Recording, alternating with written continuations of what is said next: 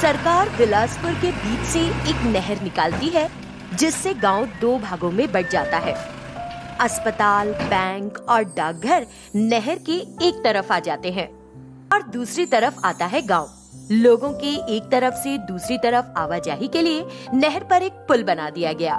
सभी उस पुल का इस्तेमाल कर बिना किसी परेशानी के अपने कामकाज करते रहते हैं। इसी गांव में युगांधर एक रोबोट साइंटिस्ट है।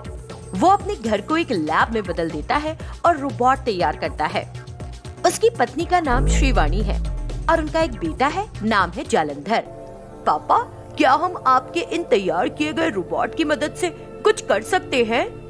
मैं कुछ करने के बारे में तो सोच नहीं सकती बेटा, लेकिन इनसे हम अपना सिर या दूसरों का सिर तोड़ने के लिए जरूर इस्तेमाल कर सकते हैं। बेटा, तुम्हारी माँ मजाक कर रही है। हम इन रोबोट की मदद से काम कर सकते हैं। मैं इसके लिए इन्हें प्रोग्राम कर रहा हूँ। हाँ, तुम्हारे पापा ने हमारी सारी संपत्ति खर्च करके इन बेकार रोबोट को तैयार किया है। अब तक इनका बनाया एक भी रोबोट सफल नहीं हुआ और ना खर्च किए पैसे ही वापस मिले। एक बार मुझे सफलता मिलने दो, तब लोग मेरे ऑटोग्राफ के लिए लाइन लगाकर खड़े रहेंगे और पैसा तुम्हारे पैरों में बरसेगा।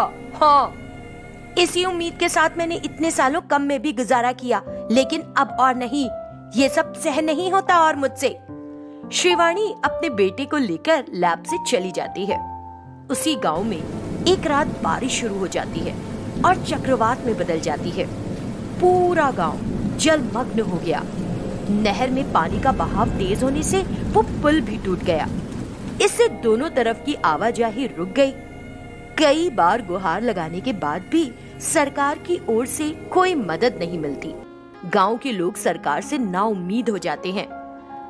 मैं रोबोट जो मैंने तैयार किए हैं, उनकी मदद से नहर पर एक पुल बनाऊंगा, लेकिन इसके लिए कुछ खर्चा होगा और पैसों की जरूरत पड़ेगी।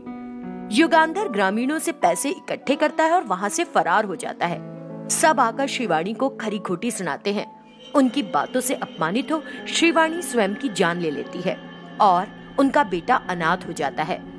वो सोचता है कि उस गांव में ठहरना ठीक नहीं और एक रात उसे छोड़कर चला जाता है। समय महीनों और वर्षों में बीत गया। 10 साल बाद वही बेटा अपने गांव लौटा और अपने उस घर को देखने के लिए गया। उसने वहाँ का ताला तोड़ा और अपने घर को बहुत अच्छे से साफ किया। उसके आने की खबर पूरे गांव में फैल गई और लोग उसके पास चले आए और बोले, अच्छा, तुम अभी भी जीवित हो? इस गांव में घुसने की हिम्मत कैसे हुई तुम्हारी? क्या तुम्हारे पिता ने जो धोखाधड़ी की थी हम सबके साथ, वो काफी नहीं थी? तुम फिर से आ गए। बेशर्म लड़की, तुम्हारे पिता के कारण तुम्हारी माँ ने खुद की जान ले ली थी, फिर भी तुम अभी तक जीवित हो। इसका मतलब है कि तुम में जरा भी शर्म नहीं।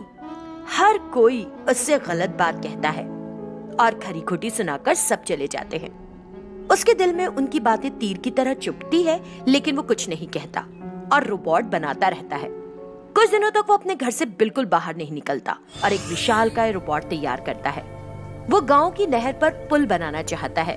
सरपंच से मिलकर अपनी योजना के बारे में बताता है, लेकिन वे लोग तैयार नहीं होते। उसे बहुत दुख होता है, फिर भी वो अपना काम करना जारी रखता है। एक रात तेज बारिश शुरू हो गई और एक चक्रवात में बदल गई। फिर से गांव में बाढ़ आ गई थी और नहर में भरा पानी गांव में आने लगा था। इस कठिन समय में एक गर्भवती को पीड़ा होने लगी। उसे अस्पताल ले जाने की सोचकर 2 लोग उसे एक खाट पर लिटाकर नहर तक पहुंच गए, लेकिन वहां पहुंचकर वो बेबस खड़े हो गए। तभी जालंधर अपने विशालकाय रोबोट के साथ वहां आता है और नहर पर एक पुल बनाता है। सुरम्मा को पुल के ऊपर से अस्पताल ले जाया जाता है। फिर जालंधर उस पुल को हटाने की कोशिश करने लगता है, लेकिन गांव वाले उसे रोक देते हैं और उसकी तारीफ करते हुए उसे माफ कर देते हैं। रत्नापुर टाउन में जैत्रा स्कूल नाम का विद्यालय है। इस स्कूल में अमीर और गरीब के बीच कोई फर्क नहीं। इसका मुख्य उद्देश्य अच्छी शिक्षा देना है। स्कूल उन छात्रों को मुफ्त शिक्षा देता है जो मेधावी हैं। हर साल कक्षा में प्रथम आने वाले छात्र को 25,000 रुपए का पुरस्कार देकर प्रोत्साहित किया जाता है और जो पूरे विद्यालय में प्रथम स्थान पाता है उसके लिए पुरस्कार राशि 50,000 रुपए है। इस तरह तरह विद्यालय का संचालन हो रहा था। उस दिन स्कूल की प्रार्थना के बाद प्राचार्य रघुनंदन, परीक्षाएं नजदीक है, कृपया आप सभी अच्छे से पढ़ें। देखते हैं कौन कक्षा में और स्कूल में पहला स्थान पाता है। क्लास में आप सब जाइए। सभी छात्र अपनी कक्षाओं में चले जाते हैं। रोशन और सिद्धार्थ नाम के छात्रों की पढ़ाई में एक दूसरे के साथ हमेशा मुकाबला रहता था। एक दिन रोशन बातों ही बातों में गलत बात कह देता है और बात बढ़ जाती है। दोनों प्राचार्य के सामने खड़े होते हैं।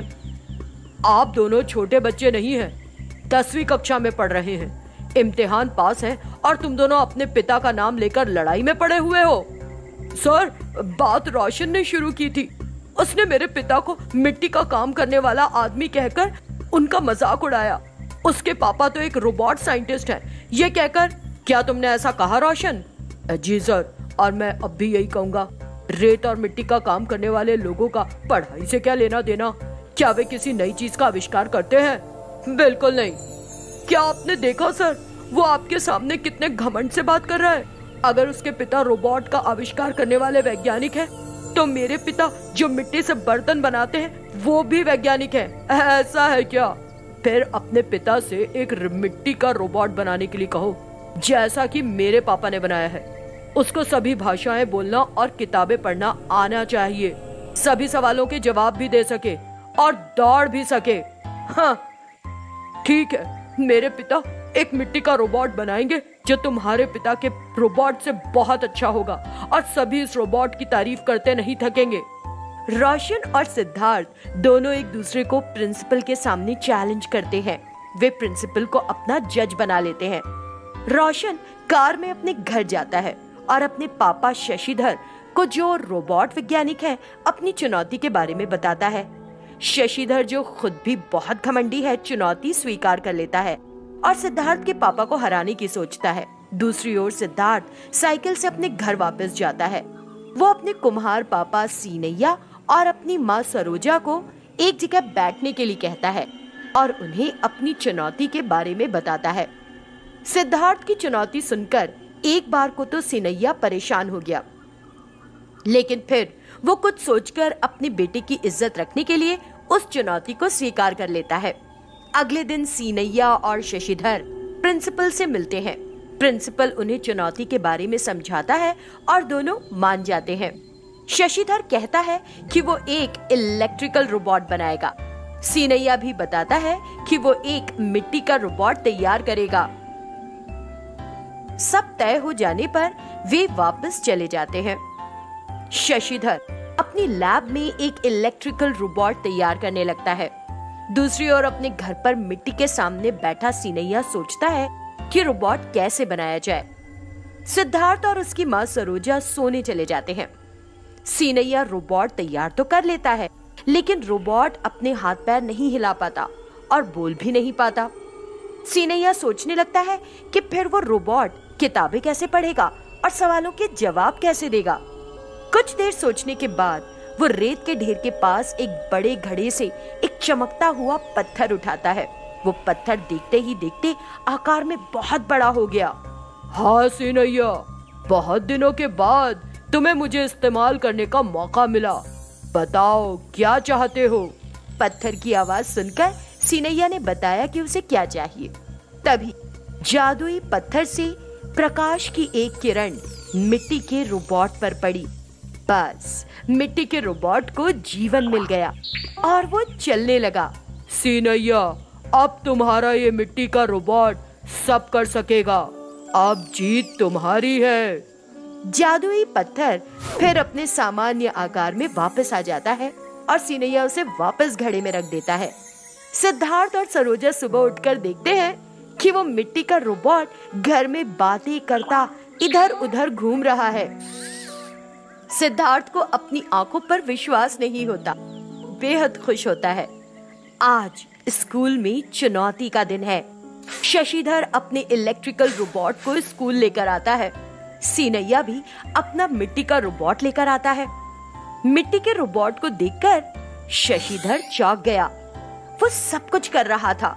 सबसे पहले रघुनंदन रोबोटों से सामान्य ज्ञान के सवाल करते हैं।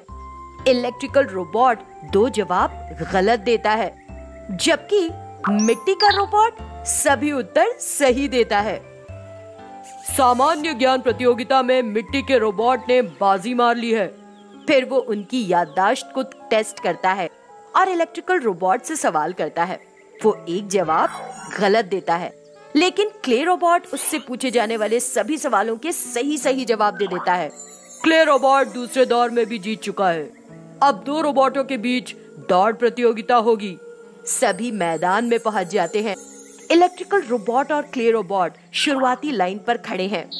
रघुनंदन सीटी बजाते हैं। दोनों रोबोट दौड़ना शुरू कर देते हैं। वे दौड़ते ही रहते हैं, लेकिन कुछ समय बाद इलेक्ट्रिकल रोबोट की चार्जिंग खत्म हो गई और वो धम से नीचे गिर पड़ा। मैजिकल क्ले रोबोट प्रतियोगिता जीत जाता है। शशिधर का गुरूर टूट चुका था। वो सीनैया की तारीफ करते हुए उसे बधाई देता है और रोशन भी सिद्धार्थ से माफी मांगता है।